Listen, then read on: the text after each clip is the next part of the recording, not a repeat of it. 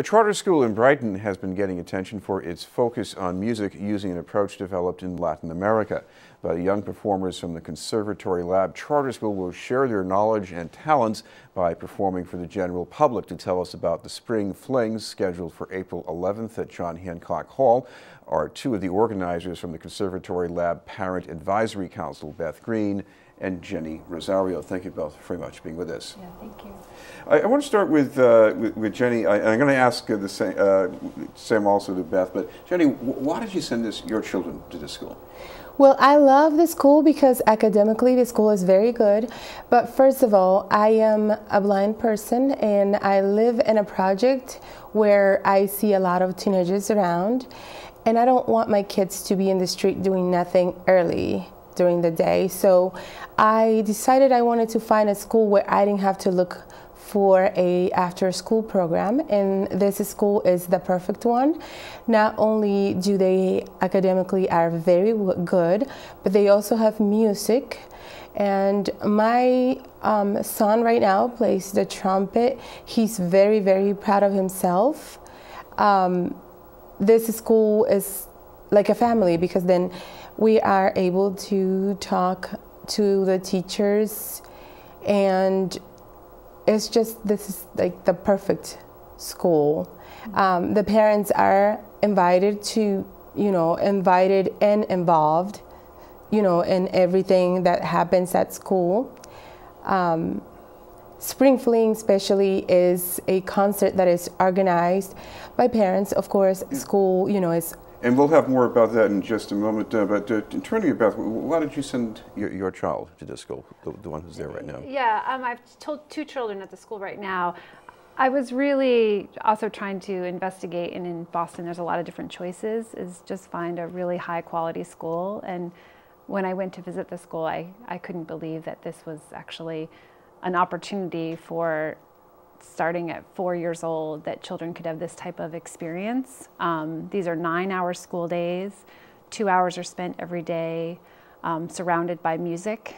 And the children are surrounded by experts during their day. So this is really a school that's able to change families and change communities by giving them high quality education.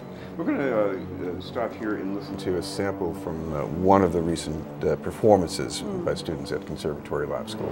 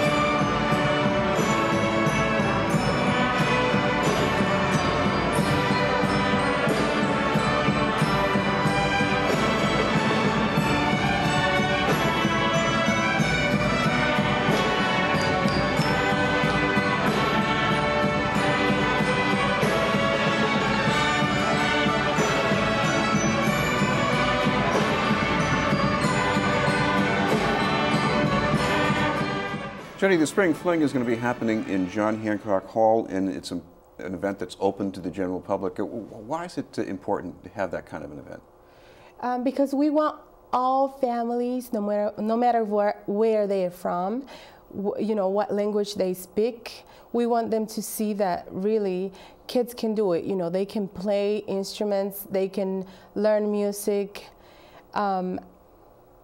What I love about the school is in K2, my 5-year-old already knows that he wants to play the violin.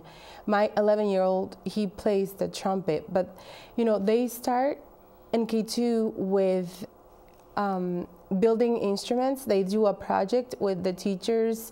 This is in a Saturday. I mean, this is a school that is amazing. And we want people to really not only learn about the school, but also see that, kids can do it. If you close your eyes and you hear the music, you don't really think it's kids playing. I mean, that sounds really professional. Mm-hmm. And one of the missions of the school is to share our work and share the work that the school is doing. So this opportunity on a Saturday is to bring the children who are performing out into the community. And it's the parents that actually organize this and will be working the box office and doing all the things behind the scenes in order to put a show like this on, really a professional show, and invite families and people in the community of Boston to come and experience what a group of performing children can do. And these are children that, there's no audition for our school, there's no prerequisite. They usually enter at 4 years old in a pre-kindergarten class, K1, and they're just immersed in this, and then what they're able to create from it is really, really powerful. I know parent involvement is a good thing, but for a lot of us, it's a chore. You don't sound like this is a chore. It's really joyous, and we have grandparents, we have aunts, uncles, fathers, neighbors who want to participate and support this and get behind these children who are working so hard, and they're refining their work and they're giving feedback to each other. It really is a unique opportunity, and what we feel like these children are going to be doing, this is our first year having an 8th grade, is these are going to be the future leaders in Boston that are going to be doing amazing work because they've had experience doing really hard work and achieving great things. Jenny, your children are lucky enough to have musical parents. So what's that like for you, being able to share that with your children? Oh, I'm really happy, and I wish this could get to a lot more families. My kids on the weekends, instead of looking for where to go, we're looking for instruments and what songs to sing and play together. This is really something that I want to encourage families to really learn about music. Music is really a language that we all speak.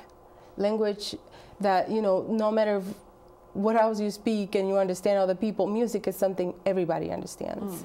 And Beth, we should finally let our viewers know when this is happening, where, and how they can get a ticket or something like that. Sure, yes. So the event is happening at the Back Bay Event Center, the John Hancock Hall, in Copley Square on Berkeley Street. We're doing 2 performances. So we're doing an 11 a.m. performance for the pre-K to 3rd grade, and then we're doing a 2:30 performance for the 4th through 8th grade. Previously, we've done this at the Strand Theater and sold out. So we are offering 2 shows so that we can invite more people and share this with the greater community. We have tickets available online. If you go to the Conservatory lab.org website, they can purchase tickets. Right, thank you both very much. Beth Greene and Jenny Rosario from the Conservatory Lab Parent Advisory Council. And to show you some more about the school, we take another look at this report by Joe Rowland. This is what happens when you get kids excited about music at an early age.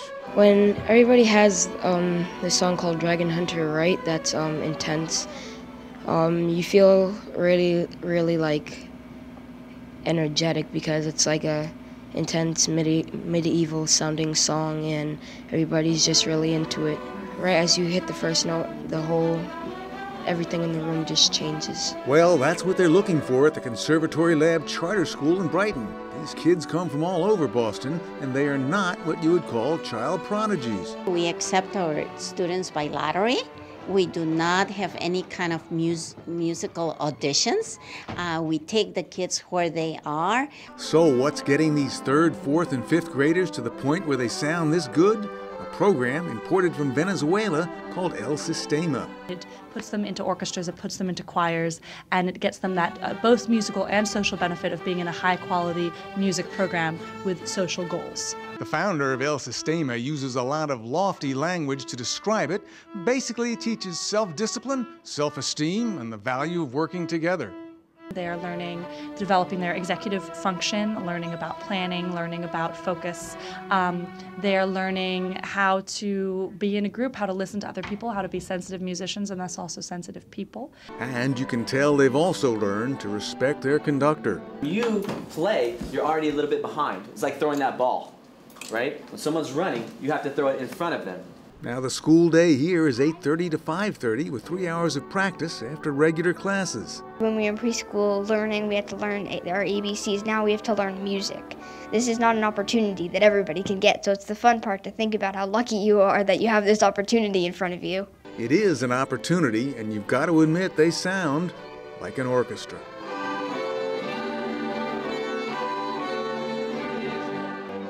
Joe Rowland, Neighborhood Network News.